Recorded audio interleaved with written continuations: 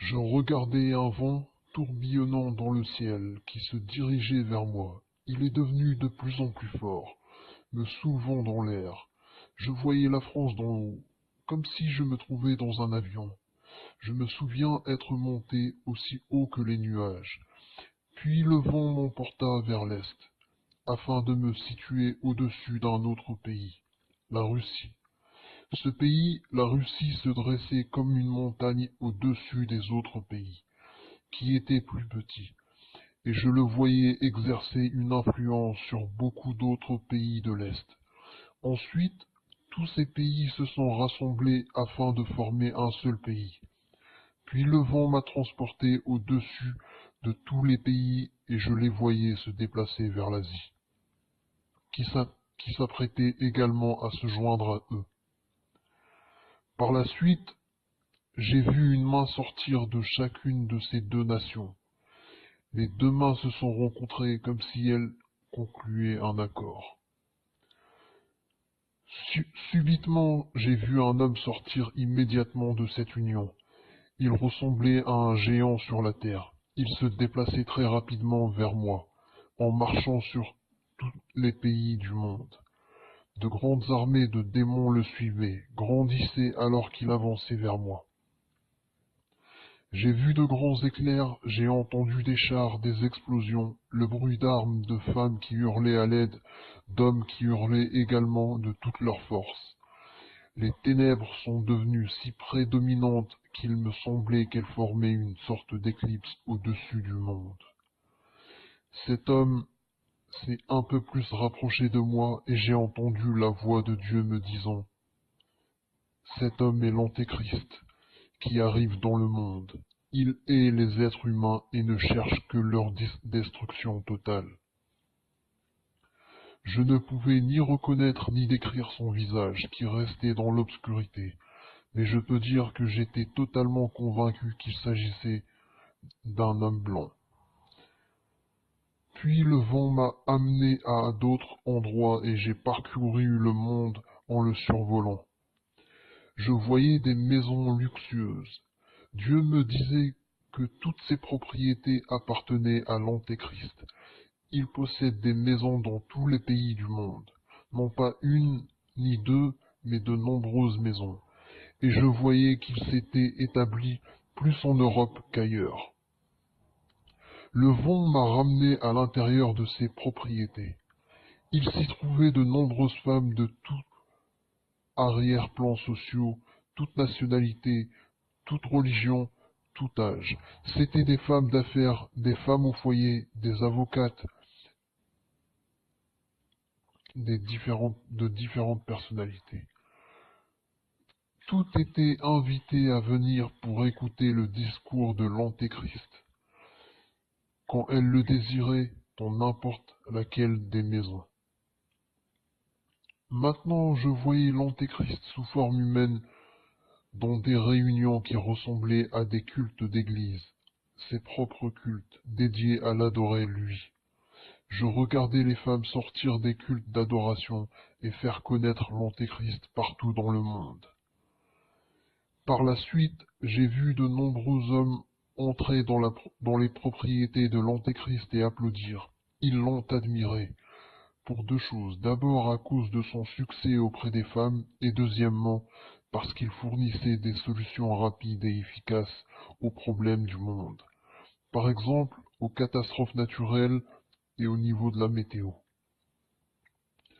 J'ai vu des sécheresses de plus en plus nombreuses et des ouragans en Europe, la terre se déchaîner.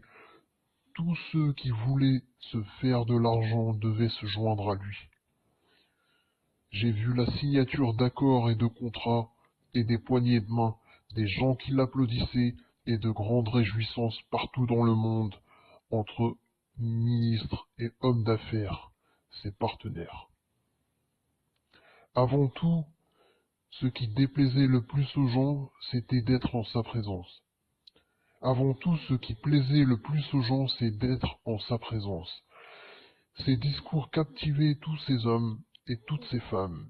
Ils arrêtaient leur activité afin de l'écouter. Il devenait le centre de leur univers. Puis durant ces discours, les gens riaient sans arrêt et se roulaient par terre et les réunions terminaient par des orgies. Dans le monde des finances, les hommes politiques et les hommes d'affaires n'étaient pas capables de prendre des décisions sans lui, parce qu'il était le seul capable de résoudre tous les problèmes. Il pouvait se déplacer en un clin d'œil. Il lui suffisait de penser à un endroit ou à un pays pour y arriver. Une dernière direction, le vent me conduisit à voir une dernière chose concernant le peuple de Dieu. C'est ce qui me poussa à partager cette vision avec de nombreux croyants, afin que beaucoup d'entre nous reviennent à Dieu, à se concentrer à Dieu, et seulement sur Dieu. Je vis des foules de chrétiens partout dans le monde quitter leurs églises après avoir entendu le discours de l'Antéchrist. J'entendis la voix de Dieu me dire sur un ton de tristesse inexprimable, « Regarde, tous ces gens, ce sont des chrétiens, c'est mon peuple, mais ils sont séduits par le discours de l'Antéchrist. » Les chrétiens l'adoraient parce qu'ils trouvaient des solutions pour leurs problèmes, qu'il faisait des miracles et surtout qu'il prononçait des paroles que je n'arrivais pas à entendre, mais qui semblaient beaucoup plaire aux chrétiens. Le plus triste était de voir les chrétiens devenir des adorateurs plus fervents que les athées ou les gens d'autres confessions. Le vent me rapprocha de ces chrétiens et j'ai essayé de les convaincre pour qu'ils détournent leurs yeux de l'Antéchrist, mais leur corps devenait tendu comme du bois. Effrayé, je vis ces chrétiens regarder l'Antéchrist intensément. Moi aussi je voulus savoir ce qu'il avait de si spécial. Ce qui était tellement fascinant, je vis une lumière sortir de ses vêtements et de son visage, comme de ceux d'un ange. Même Satan se déguise en ange de lumière. Puis je vis les visages des chrétiens séduits se tordre, devenir vilains, et j'ai vu un liquide noir couler de leur front, où l'on pouvait voir le reflet du visage de l'Antéchrist. Ensuite, un verset m'est venu à l'esprit, car beaucoup sont appelés, mais peu sont choisis. Dieu me dit que la raison de cet aveuglement, ce sont les compromis. Et il m'expliquait que cela couvrait tous les péchés cachés.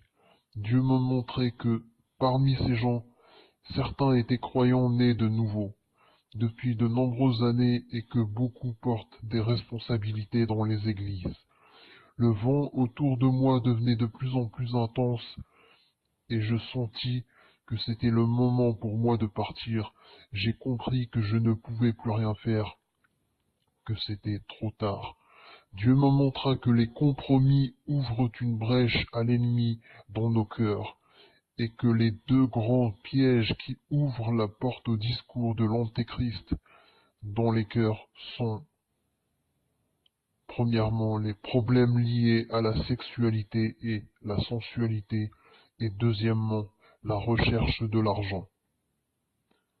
Pendant que le vent me ramenait à la maison, Dieu me dit, « L'Église n'est pas prête, l'Église n'est pas prête, l'Église n'est pas prête. » Ceci est la vision de l'Antéchrist par Samuel Aboudo.